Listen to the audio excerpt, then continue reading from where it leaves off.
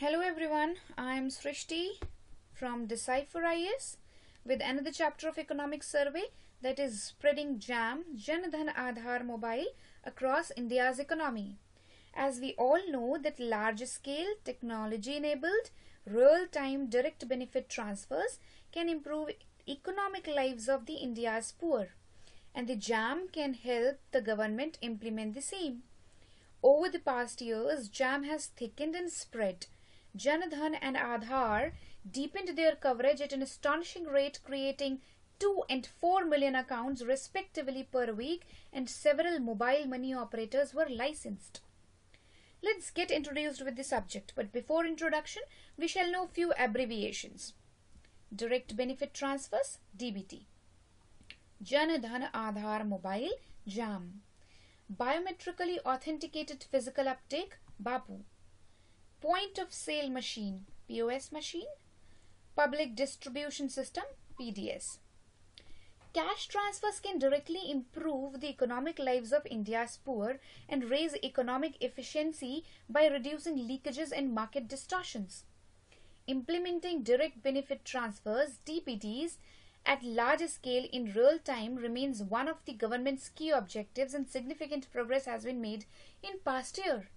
Last year's economic survey explained how the Jamb Trinity can help government implement DBTs, and this economic survey analyzes the spread of Jamb, studies the government's first full cash transfer program delivering cooking gas Lpg subsidies via DBT, discusses first mile, middle mile and last mile issues to help policymakers decide where next to spread Jamb, presents a simple Jamb Preparedness Index to assess a state's ability to implement two varieties of Jamb and DBT, etc.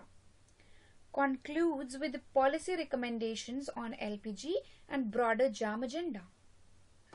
Let's see what are the ingredients of Jamb. Suppose the government wanted to transfer rupees 1000 to every Indian tomorrow. What would that require? Government must be able to identify beneficiaries. Government must be able to transfer money to beneficiaries. And beneficiaries must be able to access their money easily. Failure to identify beneficiaries leads to inclusion errors, and leakage and benefits intended for the poor flow to rich and ghost households, resulting in fiscal loss. Failure by government to transfer money to beneficiaries and beneficiaries to be unable to easily access their money leads to exclusion errors, where genuine beneficiaries are unable to avail benefits. Government must be specially sensitive to exclusion errors, which typically hurt the poorest. We now discuss three requirements of Jamb in turn. Government beneficiary, the challenge of identification. To identify beneficiaries, the government needs databases of eligible individuals.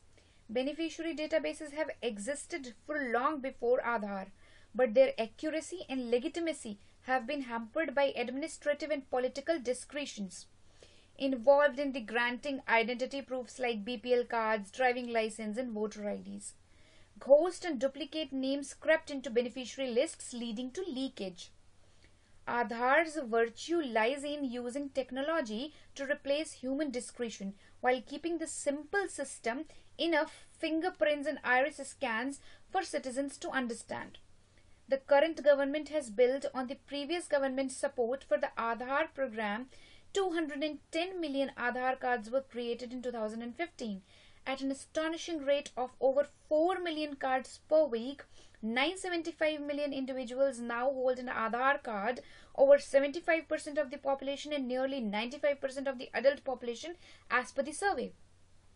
Aadhaar penetration is high across states. Nearly one-third of all states have coverage rates greater than 90%, and only in 4 states, Nagaland, which has 48.9%, Mizoram 38%, Meghalaya 2.9% and Assam 2.4% are those where penetration is less than 50%. Second is the government bank, the challenge of payment. After identifying beneficiaries, the government must transfer money to them. Every beneficiary needs a bank account and the government needs their accounts transfer money. This constraint has been significantly eased by Pradhan Mantri Jan Dhan Yojana, where nearly 120 million accounts were created in the last year alone at a blistering record-setting pace of over 3 lakh accounts per day. Despite Jan Dhan's record banking achievement, the basic savings account penetration in most states is still relatively low. That is 46% on average and above 75% in only 2 states, Madhya Pradesh and Chhattisgarh. Policymakers thus need to be cognizant about exclusion errors due to DBT not reaching to unbanked beneficiaries. Comparing to the reach of Jan Dhan with that of Aadhaar suggests that unbanked are more likely to constrain the spread of Jamb than unidentified. The last and the biggest challenge, bank beneficiary, the challenge of getting money into people's hand. Having transferred money to people's bank accounts, is the government's job done? No. Perhaps in urban areas where people live near banks, even though financial literacy remains a concern. In rural India, however, there is a serious problem of getting money from banks into households' hands. As per the survey, only 27% of the villages have a bank within 5 kilometers. To help address this problem, the RBI in 2015 licensed 23 new banks, 2 universal banks, 11 payment banks, and 10 small finance banks. Moreover, the contrast with India's mobile operator penetration is explanatory. Mobile penetration across India is very strong. Only Bihar, that is 54%, and Assam, 56%, are the states where penetration is lower than 60%. Moreover, there are approximately 1.4 million agents or service posts to serve the approximately 1010 million mobile customers in India at a ratio of about 1:720. India should take advantage of its deep mobile penetration in agent networks by making greater use of mobile payments technology. Mobiles can not only transfer the money quickly and securely but also improve the quality and convenience of service delivery. For example, they can inform beneficiaries that food supplies have arrived at a ration shop or fertilizer at a local retail outlet, while some important changes have occurred this year to improve financial connectivity, including the Jan Dhan Yojana's initiative to develop the BC space and the licensing of several mobile money operators. But the bank beneficiary connection still appears the weakest link in the Jamb chain. Now let's see what pertains to the amount and variance of Jamb.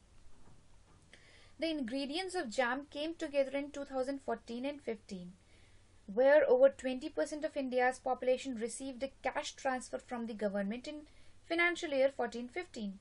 Jamb was involved in distributing benefits across a range of government programs from education and labor schemes, scholarships and Mahatma Gandhi National Rural Employment Guarantee Scheme to subsidies and pensions. We will try knowing 2 largest Jamb schemes in detail, where we can see significant savings and efficiency gains can be achieved by transferring funds directly from the state central government to the worker rather than by central to state to district to block panchayat with the leakages along the way.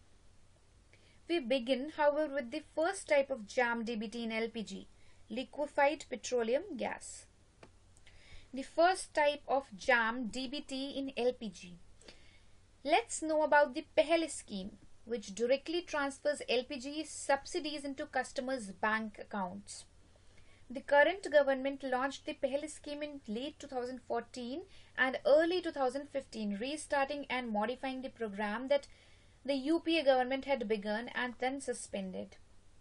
Currently, over 151 million beneficiaries receive LPG subsidies via DBT, and rupees 29,000 crore have been transferred to beneficiaries to the date. Household LPG is both untaxed and enjoys a universal subsidy, even though 97% of the LPG is consumed by the richest 30% of households. Before the DBT scheme was introduced, households could buy LPG cylinders at subsidized prices, that is approximately at rupees 430. Commercial establishments are ineligible for the subsidy and must pay market prices plus central and state taxes of about 30% on an average. This violation of one product, one price principle provides strong incentives for distributors to create ghost household accounts and sell subsidized LPG to business in the black market. Now, with the DBT in place, the government identifies the beneficiaries by linking households' LPG customer numbers with Aadhaar numbers to eliminate ghost and duplicate households from beneficiary rolls. Households buy at market prices, currently at approximately rupees 670, and have the subsidy credited to their bank account within 3 days. A permanent advance was made by the government to reduce household liquidity constraint issues. Due to Paheli Scheme, there was 27% reduction in the sale of subsidized cylinders, and based on the prices and subsidy levels in 2014 and 15, we estimate that the potential annual fiscal savings of Pahel will be 12,700 crore in a subsequent financial year. But before celebrating Pahel's success, it is important to check that reduced sales of domestic cylinders do not merely reflect exclusion errors but lower consumption by genuine beneficiaries who do not have bank accounts and therefore cannot access the subsidy under the Jamb arrangement. If exclusion was high among the poor, then groups who consume the least LPG should have the lowest DBT compliance rates. But in fact, the lowest compliant rates are those which the largest prior consumption of LPG cylinders. These are likely to be the ghost households now denied the subsidy. This provides some reassurances that Jamb in LPG has succeeded in reducing leakages rather than excluding the poor. Economic theory would predict the reduction in black market money and black market supply, which would increase the price of the cylinders.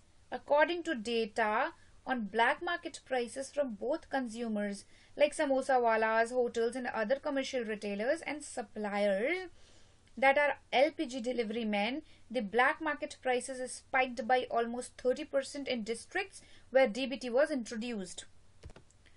So we can take lessons from LPG experiences.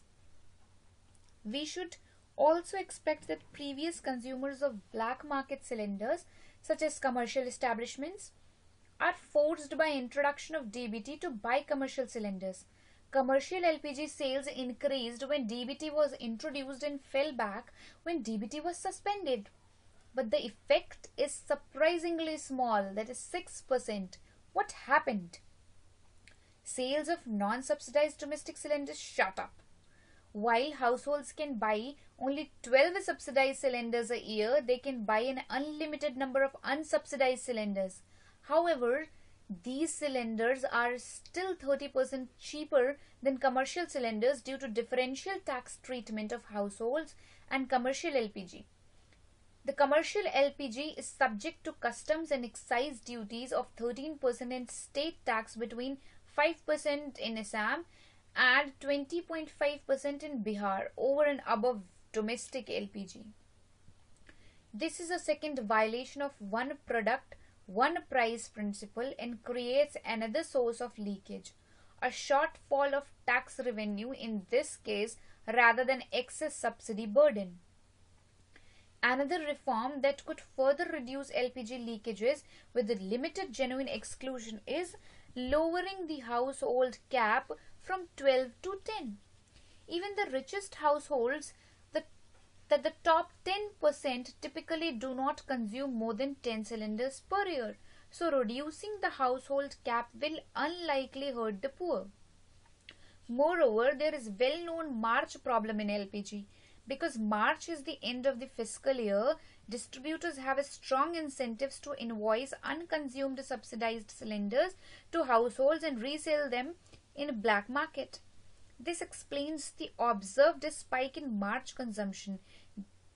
January and December consumption are high because households use LPG for heating during the months of winter.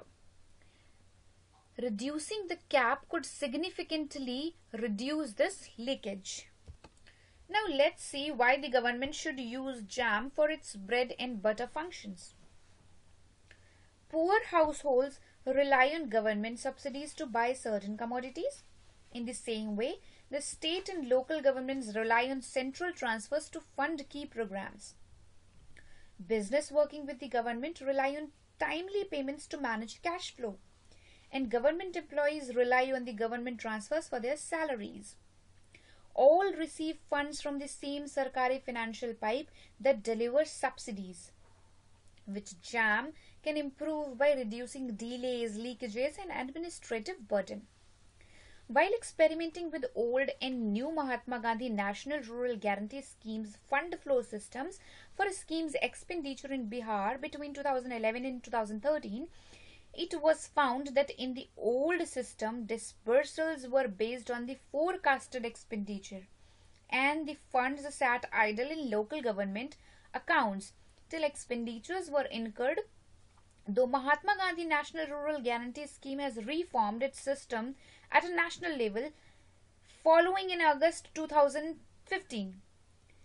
Cabinet note, but most of the other government scheme still follow the old system. Now comes the agenda where next to spread the jam. DBT in LPG has generally been a big success and policymakers in other areas are understandably keen to emulate its success. However, when designing DBT schemes in other areas, caution should be exercised in drawing lessons from the LPG case. Several features of LPG made it conducive to the application of Jamb. There should be framework to help policymakers decide where and how to pursue Jamb in various policy areas. There can be three categories: first mile, middle mile and last mile.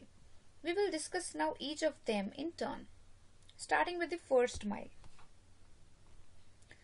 First mile issues deals primarily with beneficiary eligibility identification. So that has to focus on three basic steps. Targeting. Targeted subsidies are harder to Jamb than universal programs, as they require government to have detailed information about the beneficiaries. Subsidized targeted at the poor like food and kerosene require government to know wealth, while benefits targeted at farmers or pregnant mothers require government to know beneficiaries, occupation and pregnancy status respectively.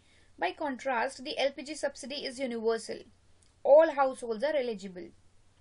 Now comes the beneficiary databases. To identify beneficiaries, the government needs a database of eligible individuals. Some subsidy distributors have beneficiary lists in digital form, such as the oil marketing companies that distribute LPG subsidies. Customer IDs can be seeded with the Aadhaar and bank account information and mobile numbers. Most states have now digitized their public distribution system. The recently released socio-economic census contains information about household asset holding and occupation status. This information, if continuously updated, has the potential to aid targeting and serve as a baseline database for administrators in sectors where beneficiary databases do not yet exist. Then is required to check the eligibility. A third issue with identification is the household individual connection. Some benefits are for households while others are for individuals. For example, National Food Security Act provides for subsidized grains to households, but a cash transfer maternal entitlement to mothers. Jan Dhan is monitored at household level, while Aadhaar is an individual identifier. This is doubly important because of the way resources are usually allocated within households. The recipient of cash transfer that are usually and typically males may have different spending priorities from the intended beneficiary that are occasionally females. Now comes the middle mile to discuss. The chief middle mile issues are the administrative challenges of coordinating government actors and the political economy challenge of sharing rents with supply chain interest groups. Let's discuss both of them one by one. Within government coordination, ministries and state government departments share authority in administering subsidies and transfers, where some subsidies have more streamlined administrative arrangements than others. The Lpg subsidy, for instance, merely requires coordination between Union Petroleum Ministry and oil marketing companies and network of distributors it manages. Coordination in this setting is significantly easier than in kerosene, where the Union Petroleum Ministry must coordinate with Union Ministry of Consumer Affairs and Food and Public Distribution and all the states of and public distribution departments. Second comes the supply chain interest group. Agents along with the commodities supply chain can obstruct the spread of jam if their interests are threatened. The limited progress in getting fair price shops in the public distribution system to adopt point of sale machines for biometric authentication is suggestive, which is at resistance. Profits are required for fair price shops, fertilizers, retail outlets, and other distributors to remain viable and ought to be seen as a feature, not a bug in subsidies design. Rents must be shared for reform to proceed, and thus distributors need incentive before they invest in jam infrastructure. The hold-up power of groups within the subsidy system is an example of the Indians' economy exit problem that we discussed in my last session too. Then comes the last mile problem. Last mile issues relate to the risks of excluding genuine beneficiaries, especially the poor. These depends on two factors: beneficiary financial inclusion. Exclusion errors can be substantial if few beneficiaries have bank accounts and can easily access them. Bank account penetration is growing thanks to Jan Dhan, but in rural areas, physical connectivity to the banking system remains limited, and the banking correspondents, BCs, are mobile money providers and have not yet solved this last mile problem. A subsidy share of rural consumer is thus rough proxy of level of the beneficiary financial inclusion and beneficiary vulnerability, where exclusion error risks increase when the beneficiary population is poorer. The poorest deciles of Indian households consume only 3% of subsidized LPG consumption but 49% of subsidized kerosene. So, where and how to use the jam? Policymakers should decide where next to use the jam. It should be based on two considerations: size of leakages. As the jam significantly reduced leakages in LPG and Mahatma Gandhi National Rural Guarantee Scheme, with the limited exclusion of the poor, the returns from pursuing jam in other areas depends on the size of the leakages in those sectors. Subsidies with higher leakages have larger returns from introducing the jam. Next criteria can be central government control. When introducing jam, policymakers will confront administrative challenges in coordinating central government and state government departments, and political changes in bringing the supply chain interest groups like fair price shops on board with DBT. Based on these considerations, the policymakers and the policies areas that appear most conducive to Jamb are those where the central government has significant control and where the leakages and hence fiscal savings due to Jamb are high. The combination is met for the fertilizer and within government fund transfers. We consider two Jamb options, DBT and BAPU. With DBT, subsidies are transferred to beneficiaries in cash.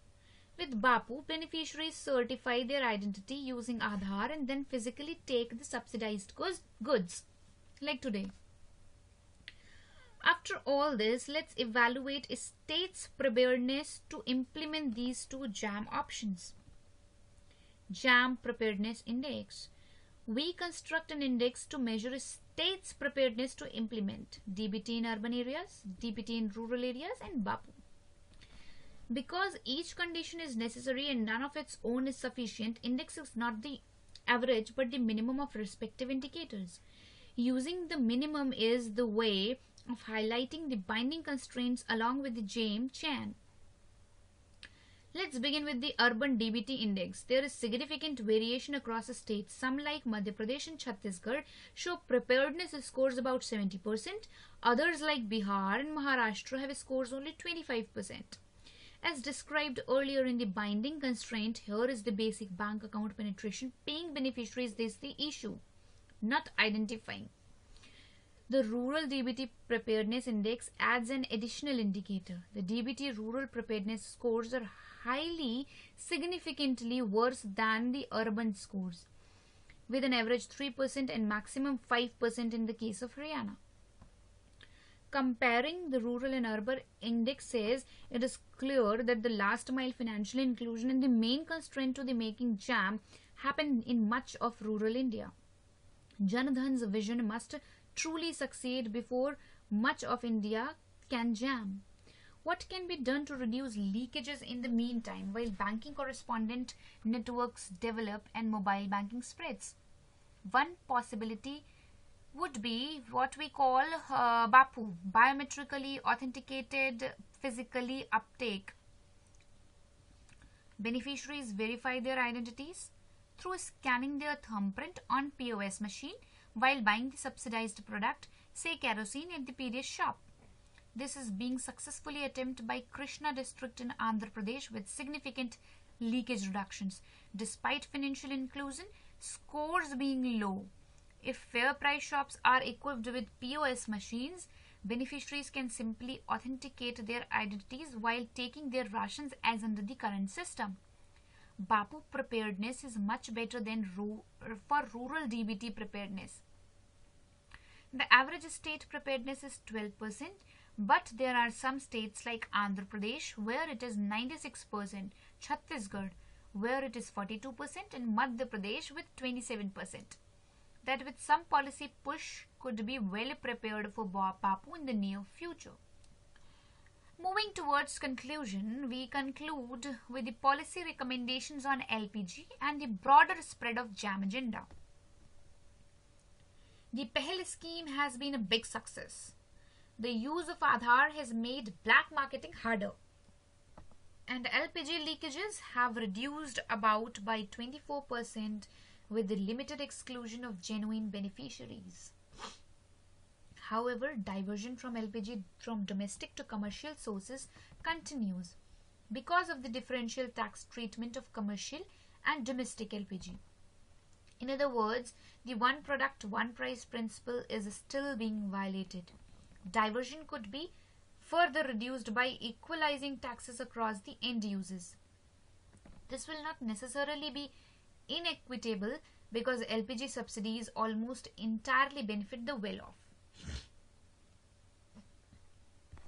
And the broader spread of Jamb, considerable work needs to be done to fully implement the game-changing agenda. In those areas where the center has control, it should incentivize the states to invest in first mile capacity by improving beneficiary databases, deal with middle mile challenges by designing incentives for supply chain interest groups to support DBT, and improve the last mile financial connectivity by developing the PCs, bank correspondence in mobile money space.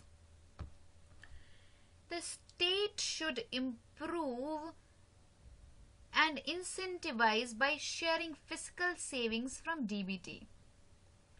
Meanwhile, the center should prioritize areas where it has highest control over the first and middle mile factors and the leakages are high.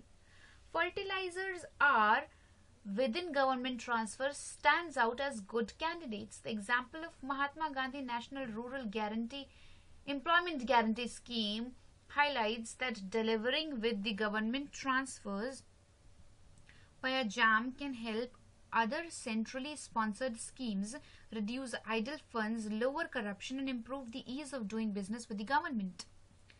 Despite huge improvements in financial inclusion due to Jan Dhan, the Jamb preparedness indicators suggest that there is still some way to go for bank beneficiaries linkages are strong enough to pursue DBT without committing exclusion errors. In that sense, the Jamb agenda is currently jammed by last mile challenge of getting money from banks into the beneficiaries' hands, especially in rural India.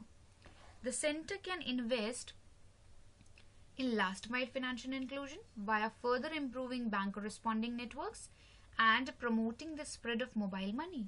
The recent licensing of banks will help. Regulation governing the remuneration of bank correspondents may need to be reviewed to ensure that the commission rates are sufficient to encourage BCs to remain active. In the meantime, models like BAPU offer the prospect of lower leakages without the risk of exclusion errors and therefore merit serious considerations. With this, we end up knowing the ways to strengthen Indian economy by the Jamb. We will soon come with another chapter of economic survey. Thank you for watching. Please do comment in the comment box, subscribe us, like us, and share us on Facebook. For many more things, please visit our website decipheris.com, and for any query related to subjects or suggestions, you may also write to us. Till the next, enjoy, take care, bye.